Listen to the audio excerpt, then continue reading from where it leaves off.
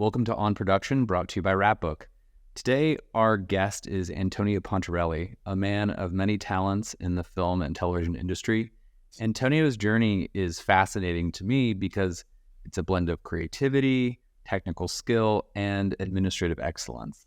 From helping shape musical performances on set to composing his own music, managing film budgets, and even playing a key role in developing the COVID-19 manual for Netflix's Selena the series, Antonio's experiences are as diverse as they are impressive. Today, he actually brings his wealth of knowledge to Wrapbook. We get to work together, and he contributes significantly to the development of the Wrapbook product, as well as most recently our innovative accounting system. So Antonio, I'm thrilled to have you with us to share your journey and insights into the world of film and TV production. Thank you, Cameron. Glad to be here. So first off, can you share with us how your early experiences in film and television production kind of shaped your career path?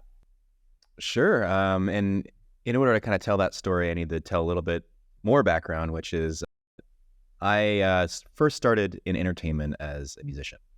So I started as a violinist and a pianist. And then living in Southern California, I very quickly started going to Los Angeles to just try different gigs and try to make it in the industry. And when I was actually going to college, the way that I got into film and TV was a producer that I knew was looking for someone to help on a film set. And this was actually during spring break. And I had never had any experience in film and TV. And they said, we have a shoot in Acapulco, Mexico. We need a PA. Does any of your friends want to go? And I said, well, I would love to go to Acapulco, Mexico and get paid. So I ended up spending a week there. It was a fun shoot. I had a lot of fun there, but it was definitely a very exciting environment, to be around all those spring breakers and filming for, this was, I think, VH1's Spring Break Challenge. And we were supporting the B unit, which was LMFAO's hosting around the interstitials. So then from there, I realized, for my music career, being close to the film TV side of things would kind of help because I'd be able to get involved with where content is being recorded. They would always need music. And very quickly, I started actually doing music composition. So I was a music composer for a YouTube channel for a couple years under Fremantle. And then from there, I just started picking up any sort of jobs that made sense. And a lot of that was based off of relationships that I had developed. So because of my experience on that first show in Acapulco, I actually started doing petty cash. That was one of my first roles, which at the time I was going to college for business. So my accounting background really helped inform already what I was doing, just simple arithmetic, but it was something that maybe not everyone on set had. So I was able to prove myself in that particular avenue and started helping out with breaking down scripts, started budgeting a bit, kind of learning under a line producer. And that eventually led to actually the last production gig that I had before coming to Wrapbook, which was Selena the series. So with Selena, I was actually brought back in for my musical skills. I was the music coach. So I was helping all the principal actors learn how to appear like they're playing instruments. So the only way we knew how to do it was to give them actual music lessons. And of course, with a focus on what's in the frame, make sure your fingers are moving. But that was a whole lot of fun. We were filming starting in 2019 in Mexico on set, and great experience. But then, of course, COVID hit right in the middle of that in March. And we went down during that period. It wasn't clear if we'd be able to even go back to production that year or when, because everything was so new. So because of who I was working with, the producer on that show, we developed the COVID-19 manual for our production. That it was kind of requested by Netflix and just in general how would keep a safe set. So we ingested all of that data from all the unions. They had all their requirements. I think it was, forget the name of it, back to set, or there was a set of rules that they had put together that we were kind of digesting.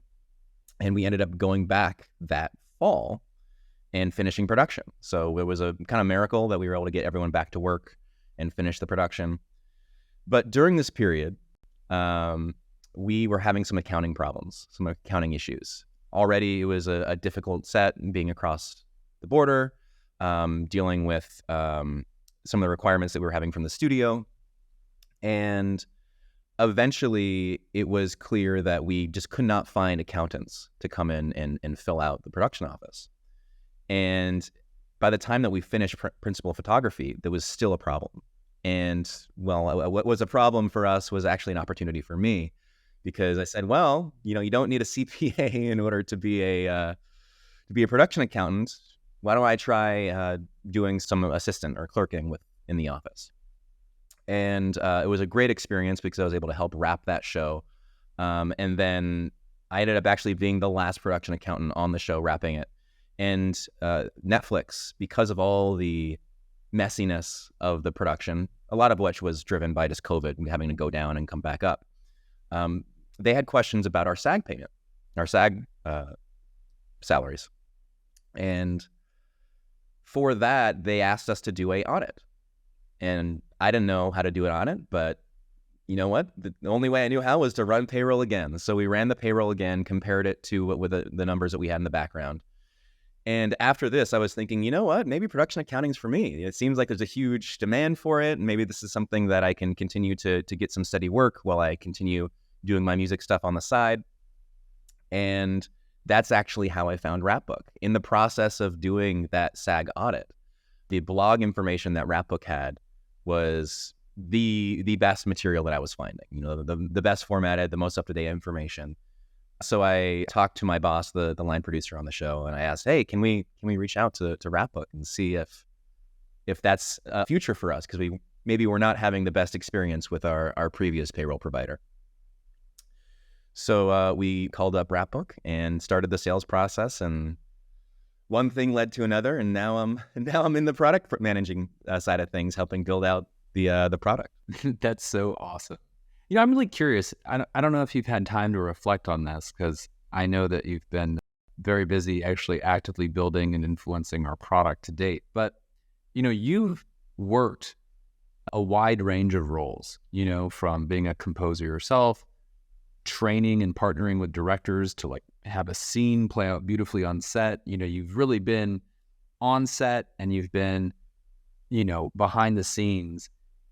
Having kind of both of these experiences, the actual production experience plus the production administration experience, how have these kind of varied experiences influenced your approach to production and how you kind of think about building the product at Wrapbook? I love this question because it really touches on how I was able to learn accounting. I obviously learned accounting 101 back in college, but it wasn't focused on production. And then it was just numbers. It was just credits and debits, balancing things. But then taking a break from that and going right onto set and being more on the creative side of things, I got a great education in what actually happens on set. And ultimately, that's why we're all here. We're all here to see what happens, how we make what happens on screen. And I almost see my focus in school is actually in entrepreneurship. And I've really seen a lot of connections between a production that's an LLC that gets formed just for the formation of, a single piece of content, a season, show, and a startup, because it's something that kind of needs to spool up from scratch. And maybe you have your people that you call, that you rely on, but generally every production, every company is a new problem to tackle. So when I came back to accounting on that Selena project, I feel like I had a huge advantage in being able to learn production accounting, because all the numbers that I was looking at, all the cost reports, all the transactions that were being recorded in our accounting system related to real things on set. They related to, there was a human being doing something and there's their line for their wages. There was a prop that was used. Well, there's a line for that prop. And suddenly I found it a huge benefit to just conceptualize and contextualize, I should say, what these numbers actually mean and how there's this interplay between both creating the best content that we can and also being efficient with the resources that we have so that we can do that content. So it's really that conversation around, we need to spend a little extra money here. Well, what does that mean? Why are we doing that? And where can we save money? And what does that mean for the crew? Is the crew going to have to work harder or longer? I mean, it's this calculus that is constantly going on. And that's kind of that role of the production accountant and the line producer to kind of connect the results and why we're doing this with what can we actually do. So when it comes to building our software, I think our goal really is to empower creatives. It's to make it so creatives can understand these numbers. They can understand the fact that everything they're doing does have a monetary value.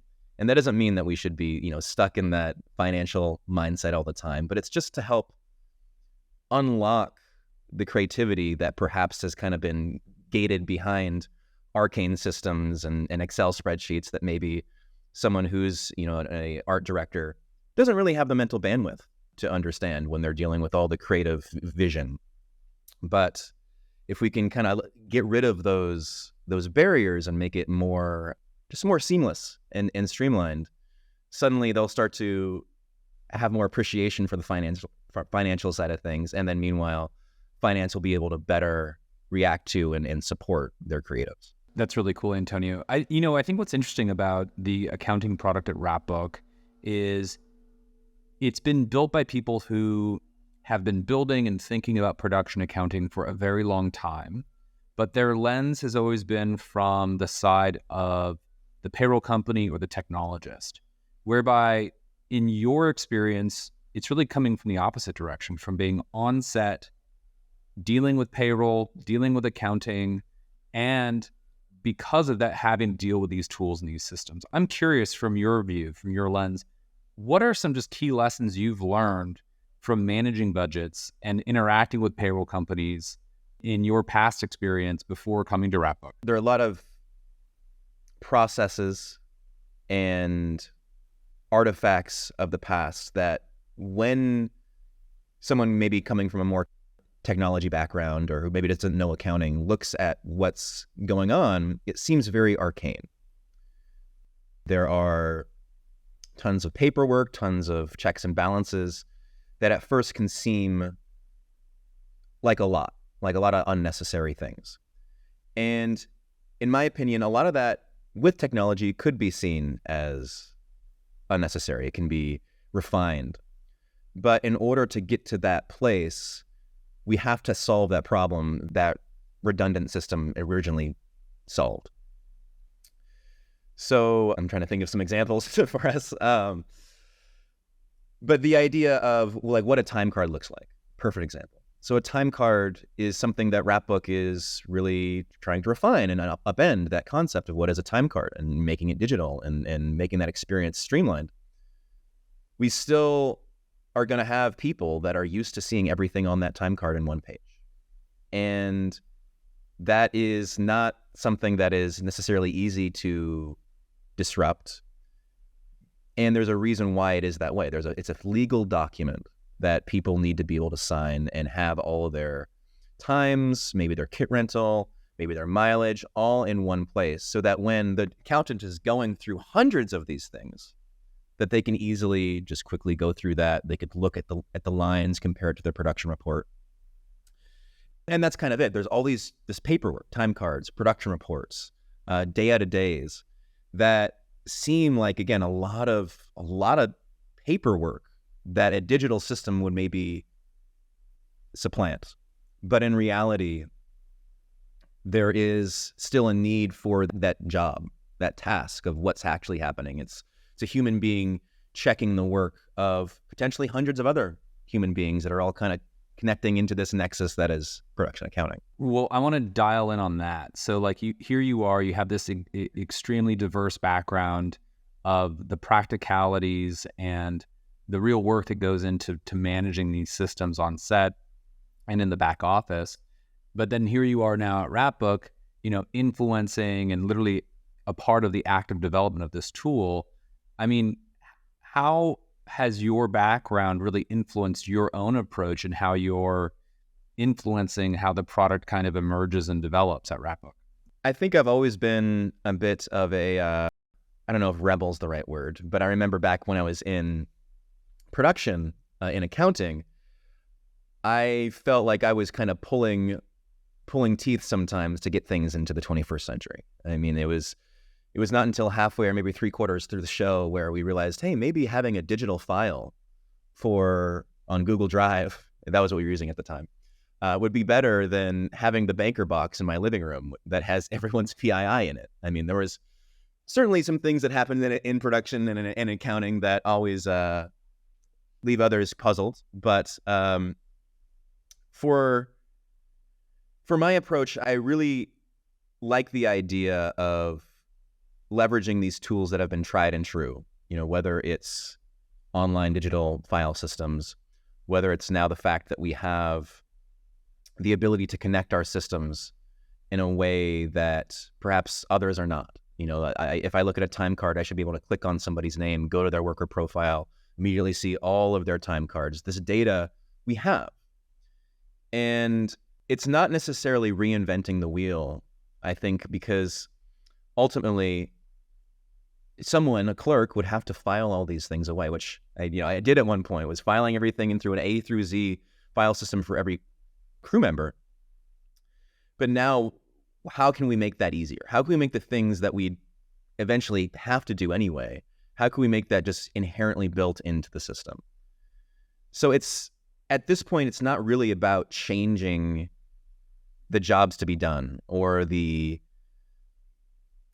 end goal. Like, again, having a file system is an example of that is at the end of your show when you're wrapping, you have all your time cards, person by person, all their start work, person by person. How can we just do that automatically? We're not saying that that's unnecessary. That's very necessary to have all that information there. But it can save so much time and so much error if these things can be done automatically, while at the same time it's still allowing the accountant to approach it from this concept of creative writing. I mean, accounting is creative writing in a sense where, yeah, you have to have your debits equal credits and you need to make sure your studio is happy. But ultimately, how the books actually work out can be very dependent on the show. So keeping that in mind and knowing that the financing and the accounting is really a tool to help unlock creatives means that we can't be as opinionated.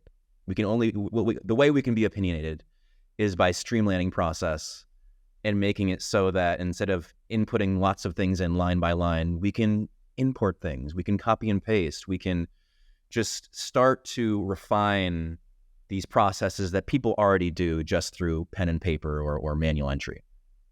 Antonio, something that I think really resonates with me personally is your description of these administrative workflows, these tools really being in service of allowing humans to be creative. And something I know that you're quite excited about is kind of the emergence of artificial intelligence systems, LLMs. I'm curious, what is it about those systems that have you excited? And where do you see the future of production accounting software heading, especially in the context of the ever-evolving entertainment mediums, as well as the kind of ever-evolving technologies that seem to be kind of coming at us very quickly? This is a great question, and definitely something I'm very excited about is how we can use artificial intelligence, not to rely on it for calculations. It's not something where we're going to be upending everything, all the hard work we've been doing up until this point to build the system. I think the perfect example of this would be what most people do when they interact with their payroll company. A lot of times they will be calling up their payroll company, calling up their paymaster, asking, hey, can you tell me some information on how much overtime we paid this week? Or can you tell me, how should I write this? How should I break out these hours based on this contract that we're under? And ultimately, I think it's important to have that human element. That's something that, people expect to be talking to a human, but sometimes they may just be asking a simple question that they're curious about, or, something they need a quick answer to. Or maybe they're budgeting out a show and they don't necessarily know quite yet, so it's not even like they have a paymaster to call at this point. I feel like large language models really help with translating natural language into things that are a little bit more computational. So, for example, that report question, how much overtime did I pay in this week? That's something that AI can do very easily in terms of being able to say, this is my query in natural language that people are used to using, and then out comes a report. Right now, most systems that you'd use would require you to go to a report screen, type in the filter for which week ending, choose the account of the, let's say you're doing principal cast, choose the principal cast account, and then hit run, and then maybe you'd see your data, then you can export it. But if you could just say this like you were talking on a phone to a paymaster, I mean, the paymaster is probably not going to send you a report. I mean, maybe they will, but in this case, now you could have the computer understand and immediately generate that for you to where I think we can break open accounting systems from this purview of the production accountant and make it so it's a lot more accessible to anyone who could potentially use that data. I mean, studio execs, line producers, production execs, perhaps even like department heads should be able to interact with the system a little bit easier. So I see it almost like a UI element rather than like, I'm at least at this point, I wouldn't want to have my time card calculated by AI. I mean, I think there's a reason for us to have very deliberate, discrete systems that we've written to say, this is how much money you get after 8 hours, and this is how we calculate everything on the union pension and health benefit side of things. But when it comes to making our user interfaces a little bit more human, and remembering that most things are people talking to someone on the phone, can we make that more accessible? And I think it's a very bright future in that regard. That's awesome. We've kind of talked about your past, our present at Wrapbook. I think I just asked you far into the future, or hopefully not too far into the future, some of the things you're excited about when it comes to the tooling for the production and entertainment industry. But what upcoming features or developments at Wrapbook have you most excited, Antonio? Wow, that's a great question. Well, to give some context, I've been focused more in production accounting, but specifically on the UI side of things. So we have been focused on taking our initial launch of production accounting and really listening to the feedback of our accountants, ensuring that when they're navigating through transactions, adding details, adding data, it's as seamless as possible. And really the only way that we could be doing that is to have launched something to our user base and just to keep listening. So now that we've have something to kind of leverage and to put in front of people, I'm really excited to be getting all the feedback that we have been getting and to ingest that and to start actually implementing those changes so we can delight customers beyond just providing something that we didn't before. Before we didn't have production accounting, now we have it. Now we want to make it really something that dazzles them when they see it. In terms of specifics around that, I would say our next focus right now is really our reporting. So we want to make sure that our reports are very accessible. They are showing the data in the format that our clients want to see them, and that they're customizable. Customizability is something that's really big that we've heard. I mean, I've experienced and we've heard from our customers that one studio may need to see it one way, another studio may need to see it another way. So rather than being overly prescriptive and saying, well, this is the way that it needs to be shown, we're really excited about how we can give those tools to the accountant, to the company, so they can kind of design their workflows as they see fit, kind of similar to the approval workflows engine that I think we're in the process of launching or beta testing, where instead of saying, this is how you need to do an approval workflow, now we give that ability and that power of what kind of roles exist, what kind of permissions those roles have, who can they approve and what can they approve, putting that in the hands of our customers, because ultimately they know their business the best. And there's nothing worse than having to call up a paymaster or call up, a support team in order to have that implemented for you. Why not just take a look at what's possible, on the system, self-service, and create the perfect workflow for your business. That's awesome, Antonio. One last question, and thank you so much for sharing so much of your story, your background, and how you're working to kind of build these great tools for the industry now. But, having seen the industry from different angles, what do you think is the key to successfully adapting and kind of growing in this field? What's next for you? Do you mean in terms of production? Do you mean tech, or do you mean a little bit of a little mix of both?